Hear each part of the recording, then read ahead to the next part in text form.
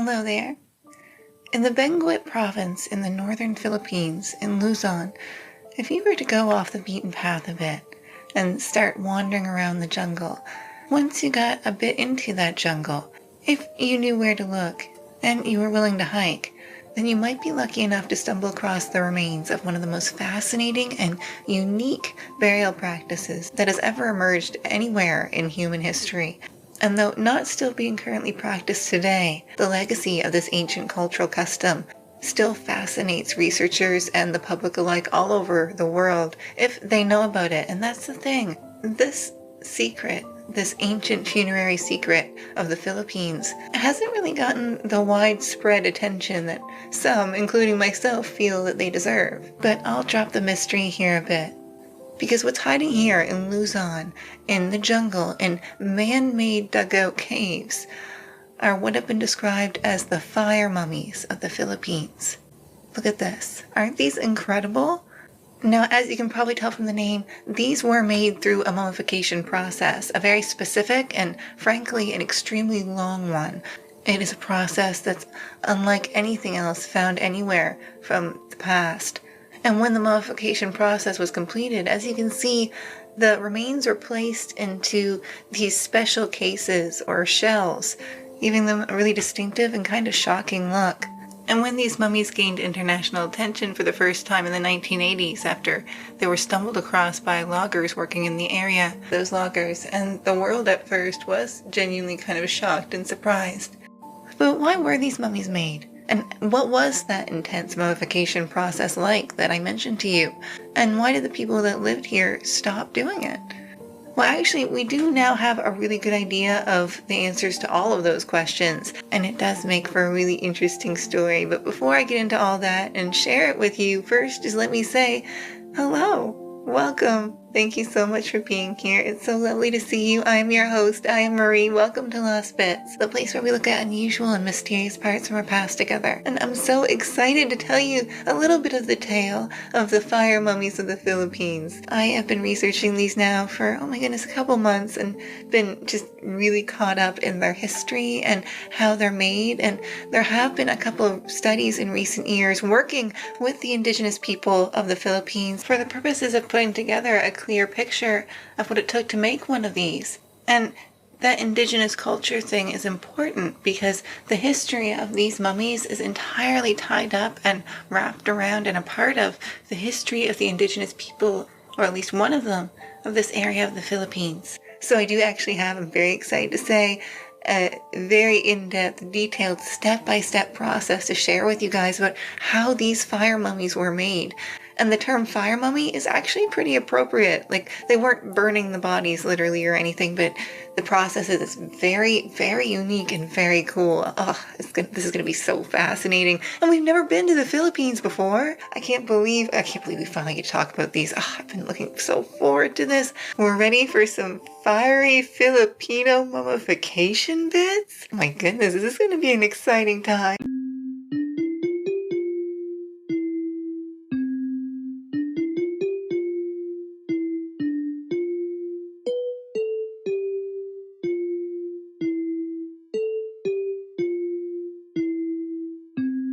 So before we dive right into the mummification, let's talk a little bit more about the amazing people that made these mummies. Now, the Philippines themselves is actually an archipelago nation, a chain of islands and islets in the western Pacific Ocean in Southeast Asia. It's about 800 kilometers or 500 miles off the coast from Vietnam.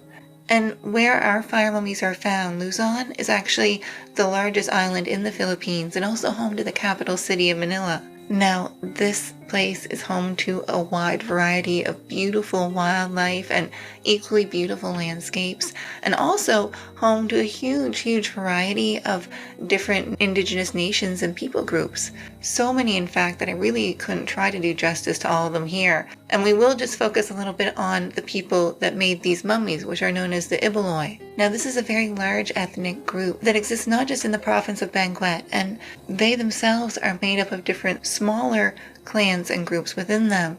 They are most famous today for their intricate rice terracing techniques, and also just for their rich and beautiful culture. Historically speaking, Ibaloi society is incredibly sophisticated and complex, a traditional community consisting of a council of elders, which held sway over a two-tiered social system. And the spiritual practices of these people, in the sort of textbook definition of the word, you could think of the Ibaloi as a people that practiced animism, a belief in the spiritual power of the animal, plant, and natural life around them. But that term really is sort of simplistic for their spiritual views. The Ibaloi believe in one supreme creator deity, as well as many, many other ones beneath that. The seasonal calendar of the Ibaloi people is rich with ritual festivals and different spiritual practices, all of which don't serve obviously just as community get-togethers, but are laden with deep spiritual and symbolic meaning. Over 40 different ritual feasts, classes, and festivals are recognized by the Ibaloi people, who, by the way, also speak their own language and have existed here in the Philippines so long we don't actually know quite first when they got here. Some scholars used to estimate as late as 1600 CE, but the fact is, recent analysis of these mummies that we're learning about today points to the fact that they started their mummification process here in the Philippines at around 200 BCE. So they've been here a little bit longer than initially expected. But I think it's time for us to look a little bit more at those mummies. But this is good because now we know the context a little bit more into which this is emerging. This is an ancient culture, and a very complicated one. In most animistic societies, we usually see some form of ancestor veneration or outright worship. And I should say, that is also the case here among the Ibaloi. The ancestors, just like any spirits in the world, can be met with, talked with, reasoned with, hopefully, at times, and given gifts to try to win them over. A great deal of those festivals and feasts I mentioned to you in general in the Ibaloi calendar relate to the human people's relations with the spirit world, either again trying to win over spirits or trying to show gratitude to them, or just maintaining healthy relations. And it's in this mindset that we should think of these mummies and the concept of them originating in Ibaloi culture. And starting off now looking at the process of making them, one thing that's really unique about the fire mummies is that sometimes the mummification process would start for the person before they were even dead. That's because the first step in this mummification process was what's referred to as a saltwater purge. Before a person died, they may stop eating and drinking normal things, and if possible, start just guzzling salt water to aid in this process. But either way, after death, this is where the process proper does start. I'm going to be reading to you directly, word for word, from a study that was released in 2021, entitled, quote, "The Ibaloi Fire Mummies, the Art and Science of Mummification in the Philippines," end quote, written by researchers from the University of the Philippines. They worked with Ibaloi people in researching the oral histories and the traditions they have regarding their mummification process. Even though it's not practiced today still, and I'll get to that, it was actually only stopped very, very recently, at least in the grand scheme of things. I will warn you though, if you are kind of a squeamish person, what I'm about to read might be a little unpleasant, so just kind of brace yourself. Quote, "The pre-processing starts immediately after death. 4 liters of concentrated salt solution is forced orally into the body, a process called saltwater purge. The body is washed with cold water and plant materials to clean and disinfect the external body parts. The corpse is seated on a high wooden chair called the death chair. The head of the corpse is tilted backwards with the aid of a funerary blanket or scarf. The arms and legs are tied closely to the torso. The overall orientation of the body resembles an almost fetal position. The body is secured in place by tying another blanket from the torso or lap to the death chair, followed by wrapping its entirety with a death blanket. The death chair is tied to the stairs leading into a traditional Ibaloi house, with a jar placed under it to collect excess liquid from the body. After fluids have been drained, the body is removed from the death chair, and close relatives remove its epidermis. The body is again washed with cold water, rewrapped with the death blanket, and returned to the death chair. The body is dewormed by manually removing the worms and insects maggots infesting the skin of the corpse. The body is seated on the death chair, is positioned with a low wood fire directly lit below it to drive away flies and vermin. The fire also serves as a light source during the traditional rituals and evening festivities. During the smoking process, rolled leaves of tobacco are lit to smoke the mouth and face of the mummy, to expel worms from the body, and to preserve the internal organs. When the body begins to shrink, plant concoctions are applied, and the body is placed under the sun to dry it. In some accounts, the body is alternately sun-dried during the day and smoked during the night. The plant concoctions are applied to the body as preservatives, hardeners, and insect repellents. The fire mummy is then laid to rest in a wooden coffin inside the burial caves." End quote. Wow, oh my goodness. So as you can see, like I said, I wasn't kidding when I said that's quite an in-depth whole thing there. And depending on the wealth and status of the person, that could be an even more in-depth procedure. And in terms of time, in terms of how long it takes to go from that corpse to the finished mummy to go through all this, well, the minimum would take a couple weeks. The maximum fanciest version of this treatment could take up to 2 years to produce a single mummy, which I think has to take the cake. We've covered some very unique and unusual mummification processes and just mummies before here, but I really don't think I've ever seen anything like this. It's absolutely incredible. Not that it's a mummy competition happening out here, but still, it's amazing. And the finished product, as you can see, is absolutely breathtaking. The Ibaloi people are somewhat famous for their tattoo work, and you can see that these mummies preserve some of that beautiful ink just to an amazing degree. Some even also are able to keep their hair and things like that. It's just incredible. And at this point, I think I have to let you know that we don't even really know how many actual fire mummies really exist. After they started getting rediscovered, and looters and other horrible people started coming by and just being jerks, the local government made the very bold and wise move to hide the location of the vast majority of the mummies known. Like I said, they're all interred in literally human-made little mini caves that have been dug out into different cliff faces in this region. There are between 50 to 80 known fire mummies, but the amount that the public is actually allowed to know the location of and go to see is much, much lower. And again, we can't really blame them for that. This site was listed as one of the most endangered historic sites in the world. And it does seem like the locals and other people there are really trying hard to keep it safe now. And unlike, with the Say Klahalan episode I alluded to earlier, with the Ibaloi, as I'm sure you can tell from these pictures and how I've been talking about them, they're still around, they're still with us. And when I talk about the mummies being rediscovered in the 1980s, well, the Ibaloi never forgot about them. Part of the reason for creating these mummies in the first place was for ancestor veneration, to show proper respect for the dearly departed. The local Ibaloi always knew that these mummies were here, and they only stopped doing it, like I said, extremely recently.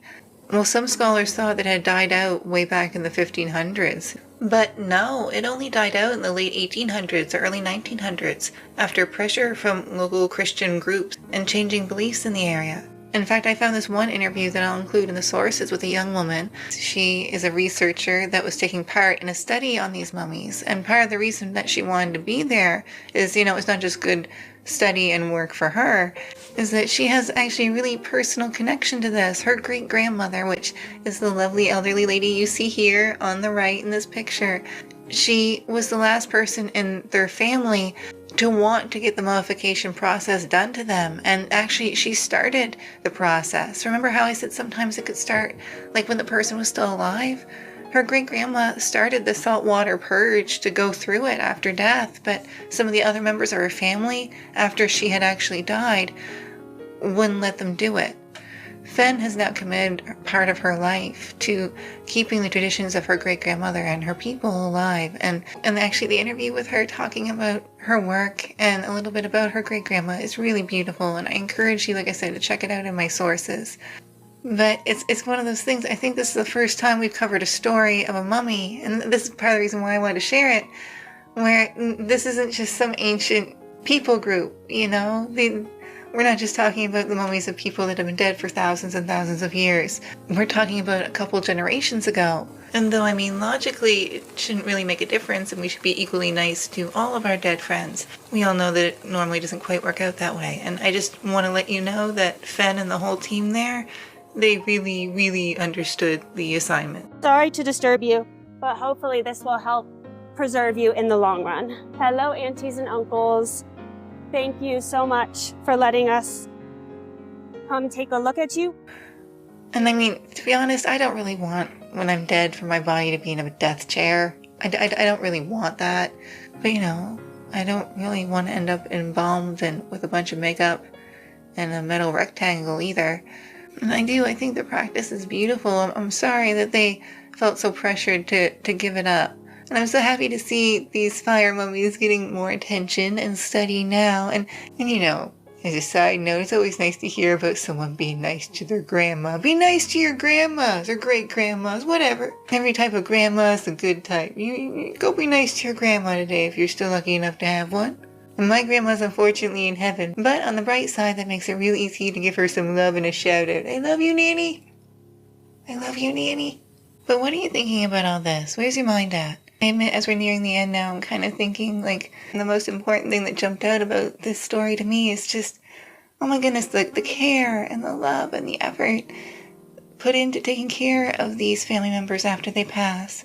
2 years of effort to give someone a proper send-off. That's incredible.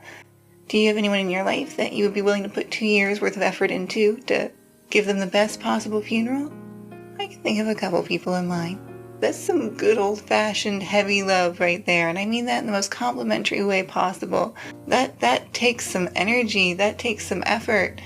And in a world full of people that often do horrible things to each other, I think we just have to stop here and acknowledge and just say, thank you, Ibaloi people, for reminding us and showing us what real good old-fashioned heavy love looks like. That's beautiful, thank you. But that's gonna do it for me here today, guys, I think, and let me know where you're at below. And if you find yourself still particularly interested in our topic today, then please don't let my words be the last words you hear on anything to do with the Philippines. Just like always, you'll find a full source list pinned to the top comment below, but please don't stop there. And may I say, your local library might have an awesome book on mummies. Some kind of mummies, any kind of mummies, I bet they will. Or just, you know, they'll have some kind of ancient history cool thing there. Maybe you'll get really, really lucky and you'll go in and your library will just have like a bunch of books on mummies from Egypt and mummies from the Philippines and everything else. You'll just go up to the librarian with just like a big old stack of books on corpses in your arms, just happy as a clam, you know, and the librarian won't even be weirded out. She won't even be weirded out. She'll just give you the nod and you'll give her the nod because it's just what librarians do.